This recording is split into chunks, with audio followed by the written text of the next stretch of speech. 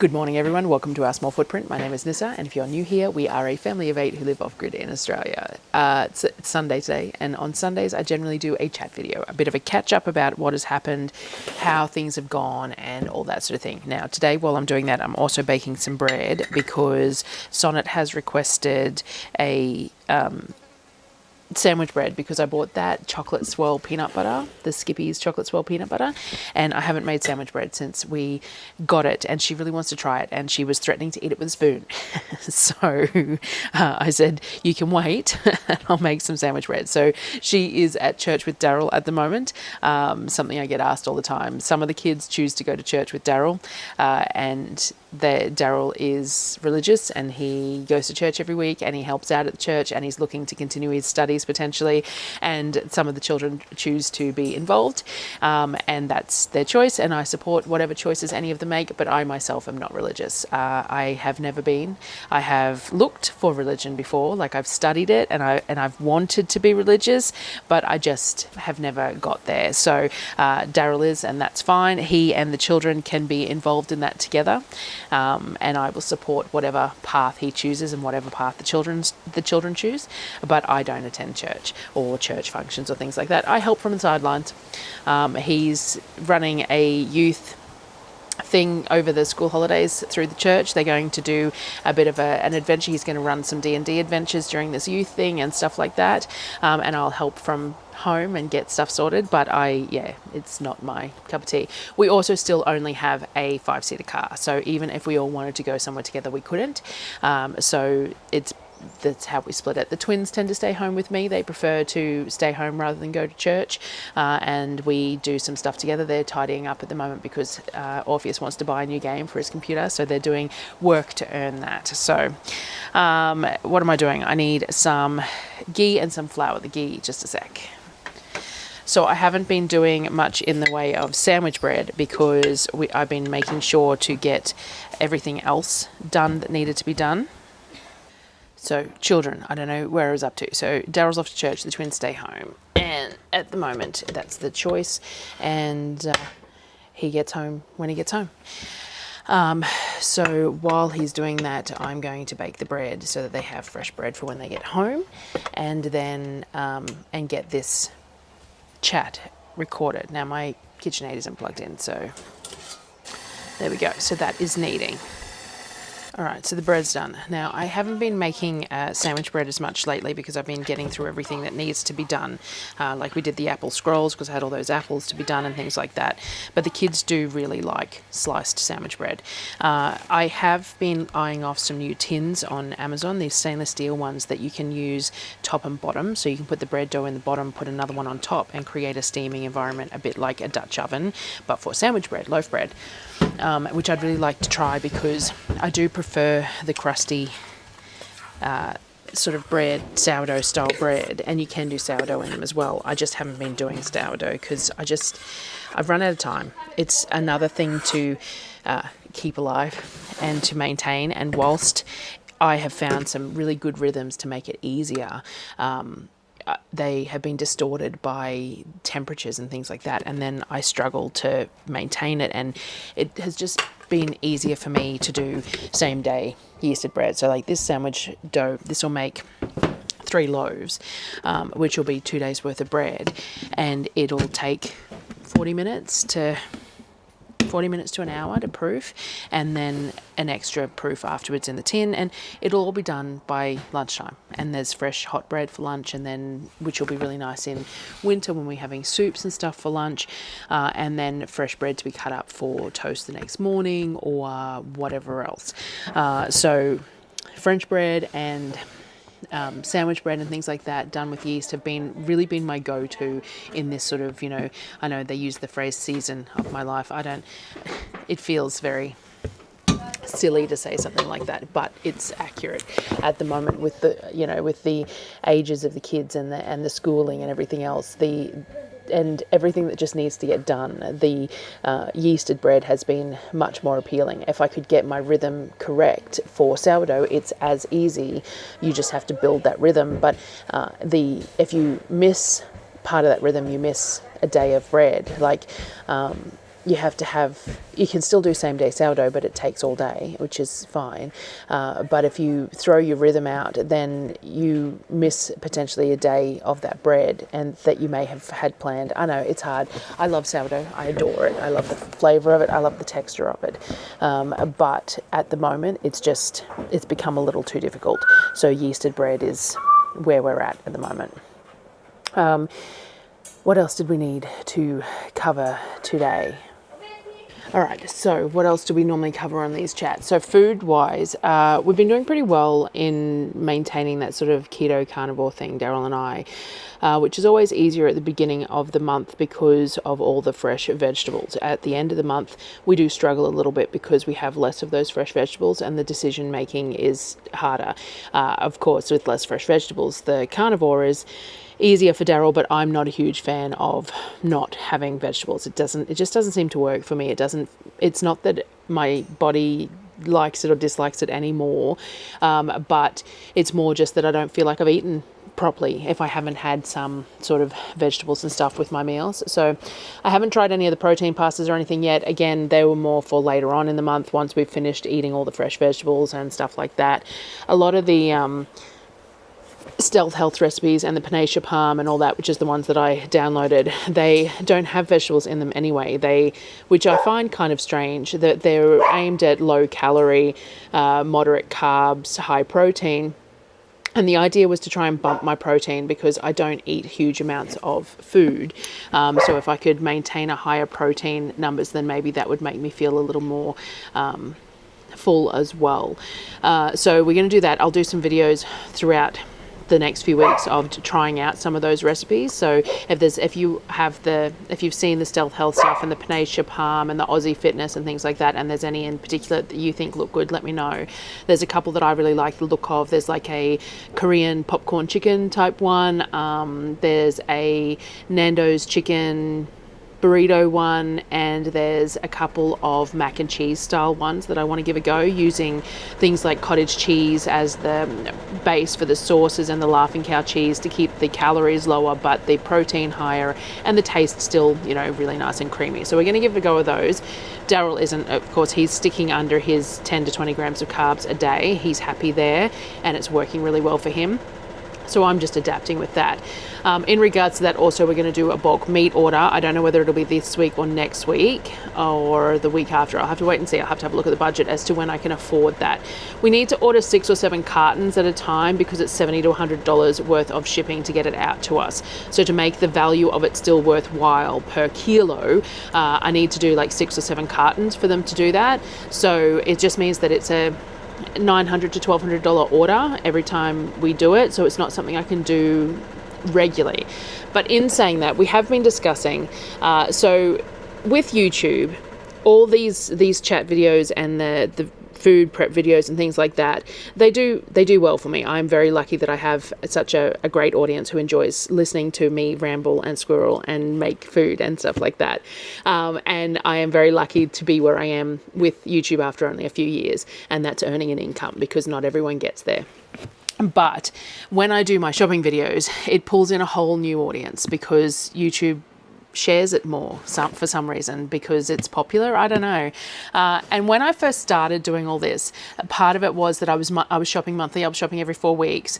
And then we were struggling money-wise. It was too expensive. So to do 4 weekly shopping, we were doing it in Toowoomba initially, and the food was just too expensive. We weren't getting enough for the dollars and things like that. Actually, I think we were fortnightly when we were doing it in Toowoomba, and then we went to 4 weekly when I started going to Costco as well. And then I started going to the fruit and veg and butcher as well, which meant that I had the overnight stay. So we dragged it out to sort of 6 weeks because of that extra drive, the extra time, the fuel cost, and all that sort of thing.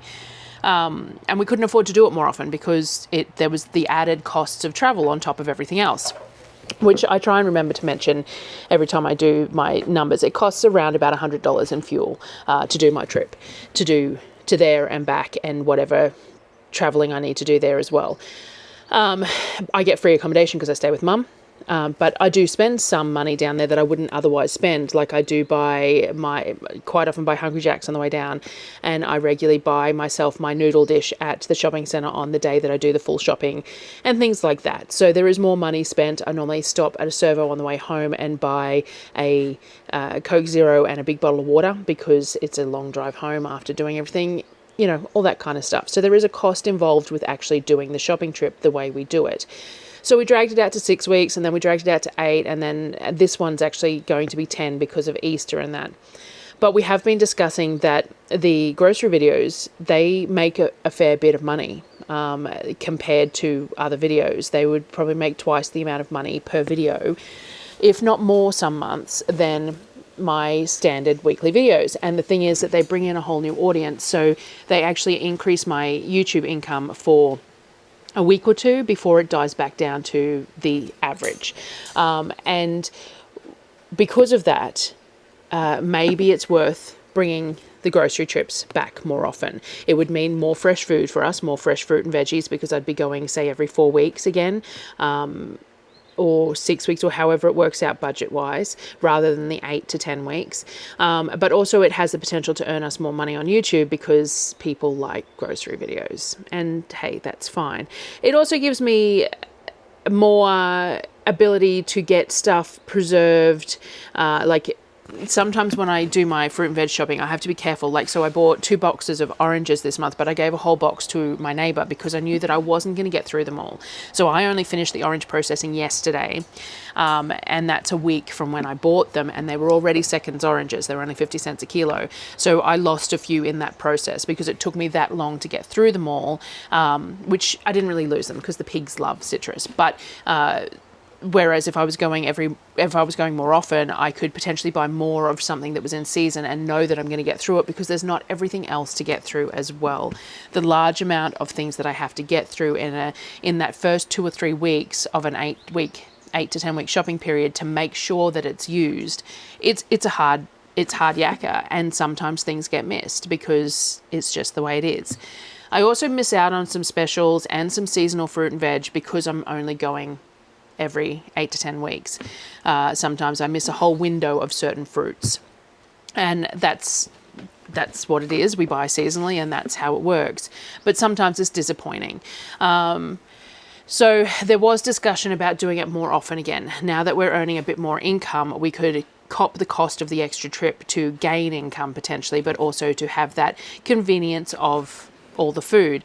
I could probably, at the moment, I'm staying 2 nights in Brisbane, generally speaking, because I just need that much time. If I was doing it 4 weekly, maybe I'd only need to stay 1 night, though it's always nice to stay with Mum. And she'd be happy to see me more often, I'm sure. So we've been discussing that. Let me know what you think. We did discuss that in the off month, Darryl could just drive to Toowoomba and do an Aldi in that run, and that's potentially possible too. But the thing is that we've been to a lot of fruit and veggie stores in Toowoomba, and nobody has built the relationship with me the same way that Adam has at Mega Fresh. I have tried to buy in bulk through different places, but they're just not willing to. They offer the sale stuff that's there, but it's not. He walks me through the cold room and we go through whatever is currently on special. He holds some of those seconds boxes because I warn him that I'm coming, that he sometimes sells or gives to people who have animals and things like that. He holds them for me because he knows that I will use them and things like that. And that relationship is really important, and I think is something worth maintaining because it just works really well for us. And I thoroughly appreciate it. And I'm grateful for everyone who goes and shops there too, that, helps that relationship as well. So I have never found anything like that in Toowoomba, and have not found anything that's particularly cheap. Every now and again, a few years ago, someone was asking whether I'd made apple butter barbecue lately, because that was something that I made a couple of years ago. A couple of years ago, I saw on Facebook, I think it was Donnelly's fruit in Toowoomba, had some massive excess of apples, and they were selling whole pallets of Pink Lady apples, and it worked out, I think it was 50 cents a kilo. I think it was, no, maybe it was $2 a kilo, but it was a whole pallet. I can't remember. I can't remember, but it was a whole pallet, so a whole bin of pink lady apples, and they were delicious. They were gorgeous, fresh, seasonal, like really, really good, and they had the excess. So Darryl drove in and got the pallet put on the back of the ute and brought it home, and we worked on that. I'll see if I can find some photos. And that was amazing. But I've never really, like, I check out the specials there regularly, but nothing really tickles me. And because I don't have that relationship with anyone there, then it just doesn't seem to work. So fruit and veg wise, that's not feasible in Toowoomba for us. It would be nice, but it's not. And potentially the fruit and vegetables are more expensive in Toowoomba too, just because it's Toowoomba rather than Brisbane. So even the stuff that is seasonally cheap that I buy in Brisbane may not be available seasonally and cheap in the same scope in Toowoomba, and that may just be the way it is. So whilst, yes, I could send Darryl to do a shop, and I could even send him down that way as well if that's what it took, but he doesn't have anywhere to stay, unlike me, so it'd be an all-in-one day trip, which is really, really hard, and in winter nearly impossible because it's dark so early of an evening. So I have to make that call. So let me know what you think, whether you think, yeah, just let me know your opinion. I'm curious as to know what you think, and that's my different reasonings for the potential to do it or not, sort of thing. What else has been going on? Not a whole lot. We are still working on extending the chicken pens. We did buy, the goannas, the eggs. We are getting a few more eggs at the moment, whether it's because the evenings, the nights and mornings are cooling down a bit and the goannas aren't as active, which is possible because they're not as active in winter as they are in summer. I'm not sure whether the chooks are slowing down because the nights are getting cooler as well, and so the goannas aren't finding as much meal income. I don't know exactly, but we're getting probably 6 to 10 eggs a day, which is really, really nice compared to what we were getting, which was some days none. We're still seeing the goannas around, so I don't know. We did invest in so we have built our own nesting boxes using timber and milk crates and things like that. We did invest in a roll-away nesting box.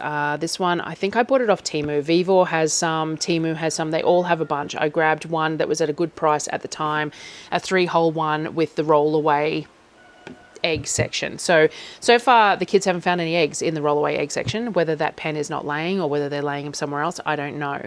But the idea is to give that a go. They're about $120 for a 3-bay each one, but that will be a worthwhile investment for each of our egg-laying pens if that will stop the goannas from getting the eggs or the chickens from eating their eggs and things like that. So we gave that a go. We'll see. I'll let you know how it works, and if it works well, then we'll invest in a few more to see if that helps with the goanna situation and stuff as well. There is a very large dead hollow tree that we believe the goannas are living in, and that tree has been on our list to be removed for a while because it's not a great tree because it's so dead and it's hollow and it's within the pathways where the kids go and stuff like that. So we may remove that tree, which may mean that they relocate elsewhere and we don't have as much of an issue, but that it may not make any difference at all. And because goannas are protected, we don't have a whole lot of choice of what to do. Some people say that dog feces will deter goannas because they don't like dogs.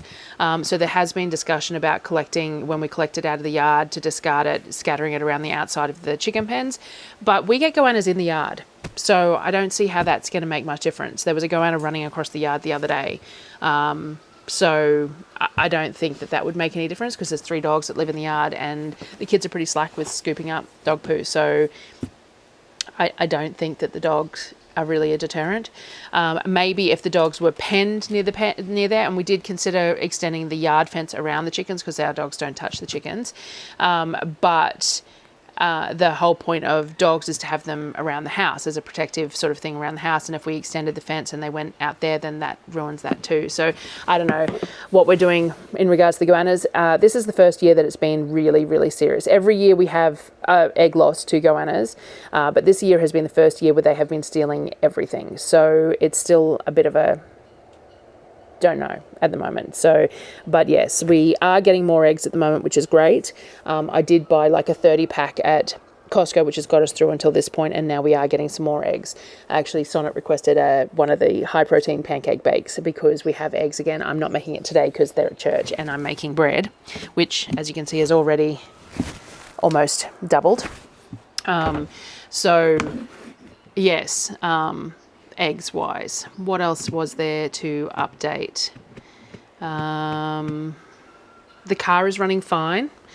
So we got the electrics fixed in it. There appeared to be some issues. The transmission control module was not being detected by the car at all, and we thought we'd have to replace that, which was not going to be fun. But it turns out it was wiring issues. So he managed to correct that. We've now got our speedo back, our dash back, our tail lights back, and the car is running fine. It's still a little rough. It has a damaged injector. We know that at some point that is going to blow, and we are going to have to get that fixed.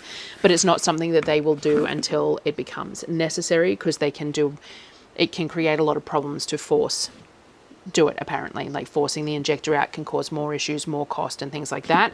So it's better off to wait until it goes on its own. So that will happen at some point. We just have to put some money away to cater for that repairs. One day we will get a second car or a 7-seater or something, so that like Darryl can take all the kids somewhere.